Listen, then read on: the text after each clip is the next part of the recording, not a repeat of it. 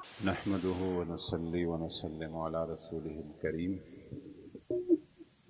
وعلى آله الطيبين وأصحابه المكرمين ونشهد أن لا إله إلا الله وحده لا شريك له ونشهد أن سيدنا ومولانا محمدا عبده ورسوله أما بعد فأعوذ بالله من الشيطان الرجيم بسم الله الرحمن الرحيم إن الله وملائكته يصلون على النبي يا أيها الذين آمنوا صلوا عليه وسلموا تسليما اللهم صل وسلم وبارك على سيدنا ومولانا محمد عبدك ورسولك ونبيك وحبيبك الأمي وعلى آله وصحبه وبارك وسلم عليه صلاة وسلاما عليك يا سيدي يا رسول الله وعلى آلك وأصحابك وأزواجك وذرياتك يا حبيب الله۔ آج کے اس بزم کے صاحب صدر اور روح رواں جناب صاحبزادہ پیر معاذ المصطفیٰ صاحب اور اسٹیج پر تشریف رکھنے والے تمام دینی زعماء، علماء کرام، مشائخ اعظام، نعت خوانان رسول صلی اللہ علیہ وسلم اور حضرت صوفی پیر محمد اطہر القادری صاحب رحمۃ اللہ علیہ کے تمام وابستگان، محبت کرنے والوں، عقیدت رکھنے والوں سب کو السلام علیکم ورحمۃ اللہ وبرکاتہ۔ آج کی اس بزم میں میرے لیے یہ سعادت ہے اور یہ سعادت مجھے میرے عزیز ہیں، میرے بھتیجے ہیں عدنان قادری صاحب،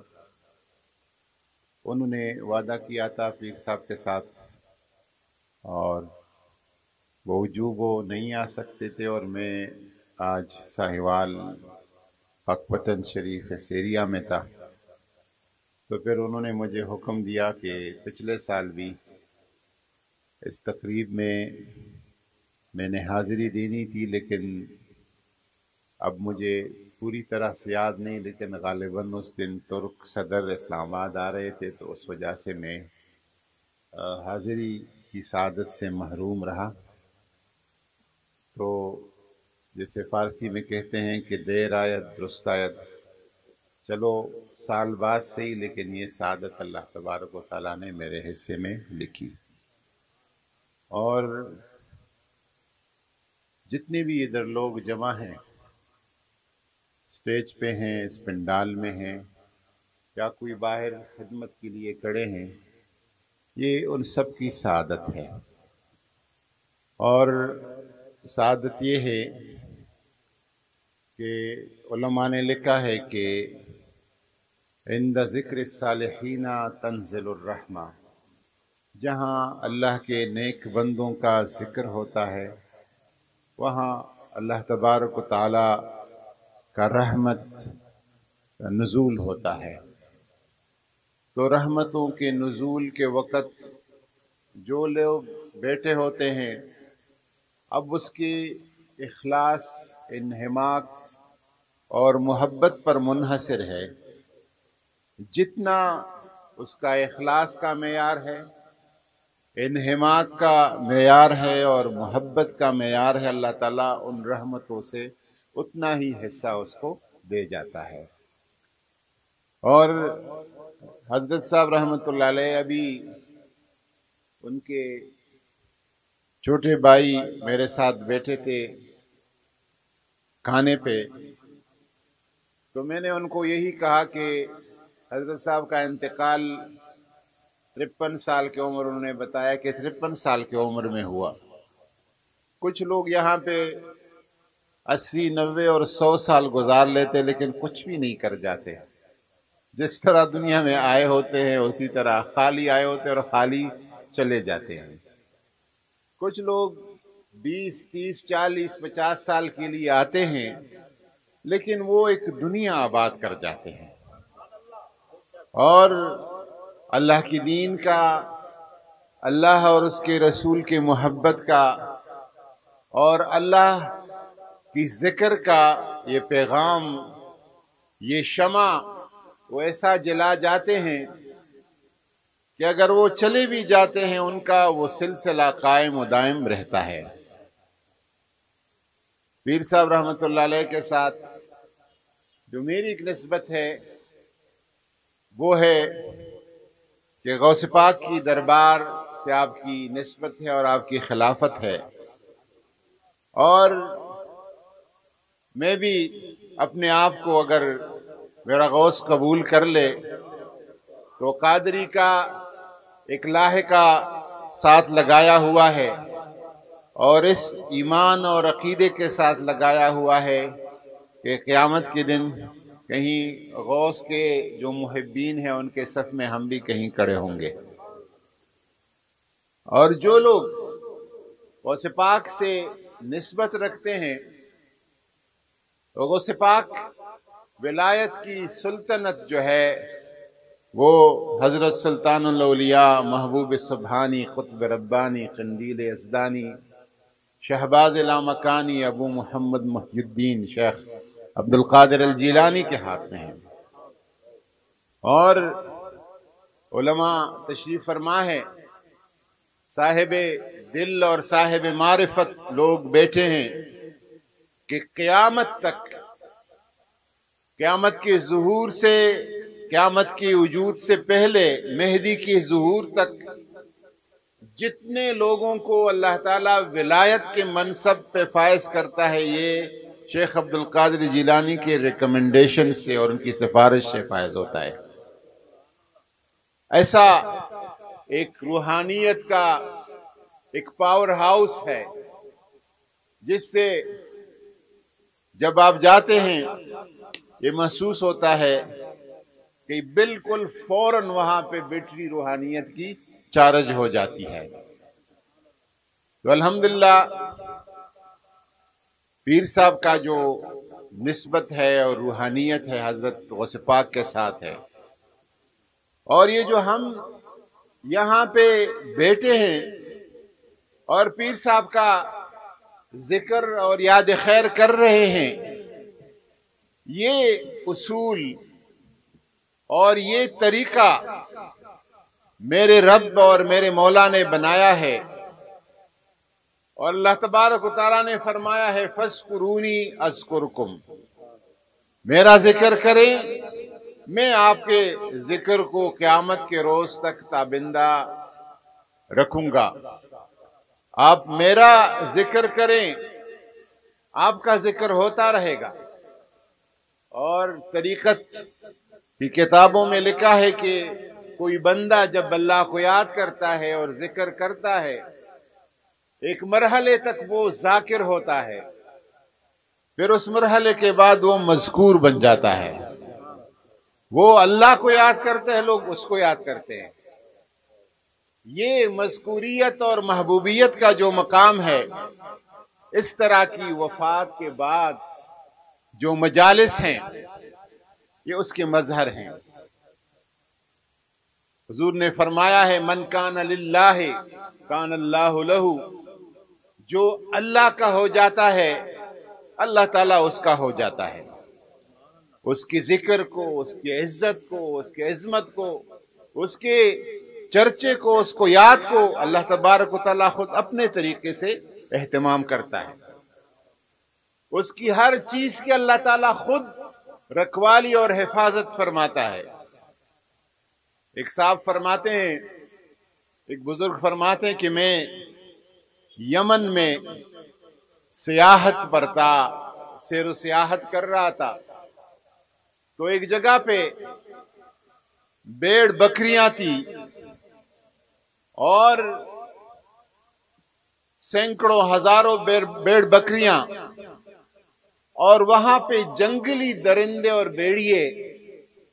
ان بھیڑ بکریوں کی حفاظت کر رہے تھے، بجائے اس کے کہ حملہ آور ہو نقصان پہنچائے حفاظت کر رہے تھے۔ کہتے کہ جب میں اس گاؤں سے گزر رہا تھا یہ منظر دیکھا تو مجھے بڑا عجیب لگا کہ جنگلی درندوں کا، بیڑیوں کا تو کام یہ ہے کہ بیڑ بکریوں پہ حملہ آور ہوتے ہیں، نقصان پہنچاتے ہیں، یہاں پہ یہ حفاظت کرتے ہیں۔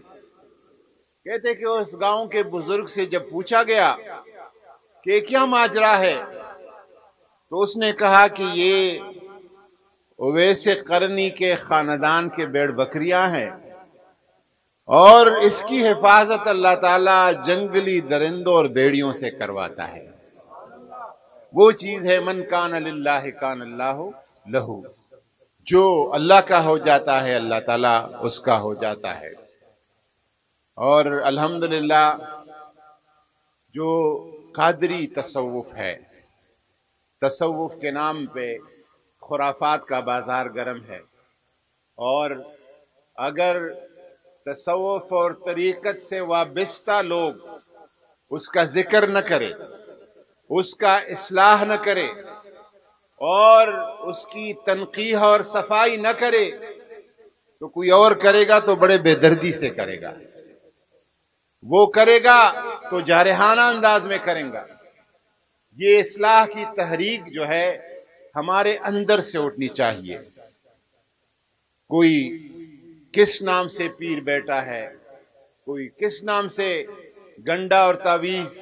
کا دندہ، ایک تعویذ دم شفا کے لیے ہے، اللہ تبارک و تعالیٰ نے اپنے کلام میں شفا رکھی ہے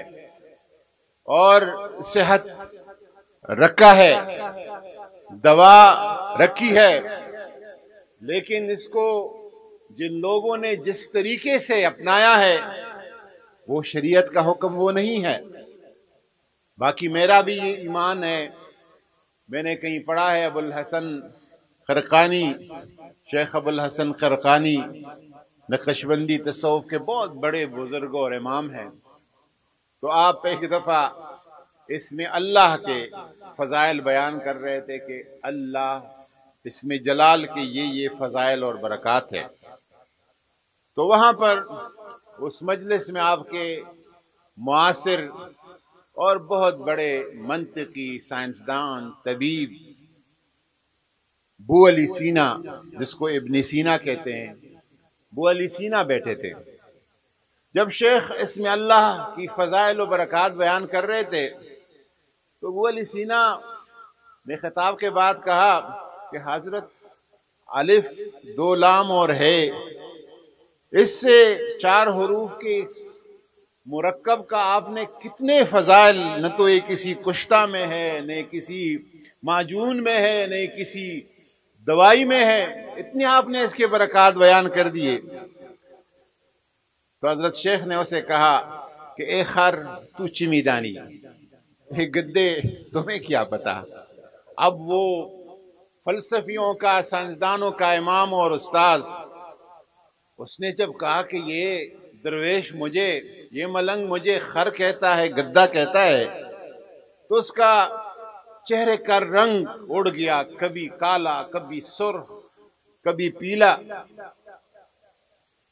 تو جب تھوڑا سا ماحول بہتر ہو گیا تو اسے کہا کہ ہم کسی کو گالی نہیں دیتے، لیکن خے اور رے 2 حروف سے مرکب یہ حرف، یہ کلمہ، اس نے آپ پہ 4 دفعہ آپ کے رنگ تغیر کر دیے، بدل دیے۔ جب خر کے اسم میں اتنا تاثیر ہے تو اللہ کے اسم میں کتنا اثر ہوگا۔ ہم اس کو مانتے ہیں، لیکن جس بےہودہ طریقے سے روز میڈیا اس پہ فلم بناتا ہے اور اس پہ جس طریقے سے تصوف اور طریقت کی بدنامی ہوتی ہے، اس کا ہمیں ہمارے اپنے اندر سے اصلاح کی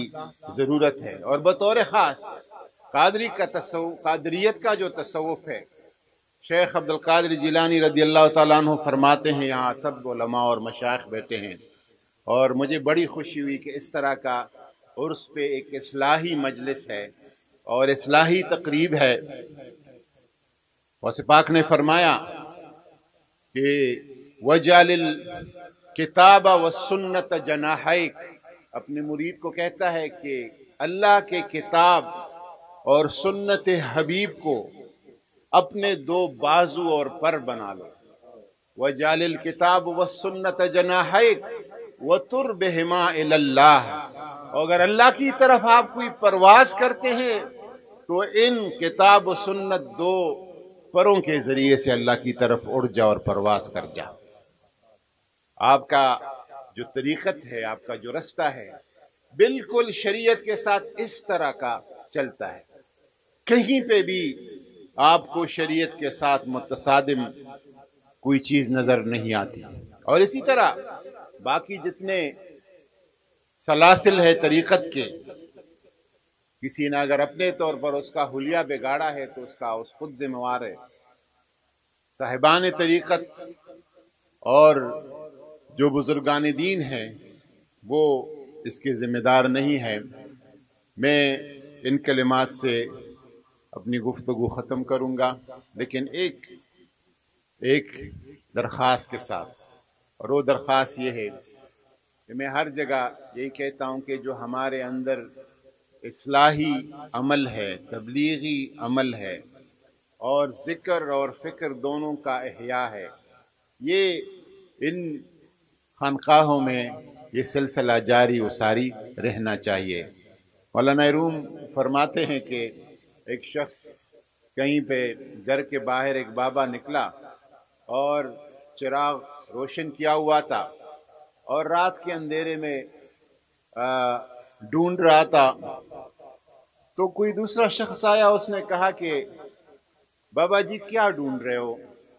تو اس نے کہا کہ میری سوئی گم ہو گئی ہے، میں نے اس کو ڈھونڈنا ہے.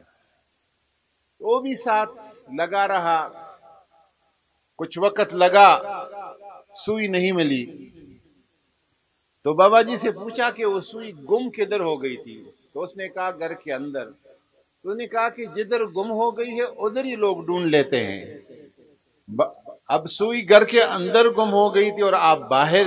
گھوم رہے ہیں، تو ہمارے گھر کے اندر سوئی گم ہو گئی ہے، ہمیں اس کو ہمارے گھروں کے اندر سے ڈھونڈنا ہے. اور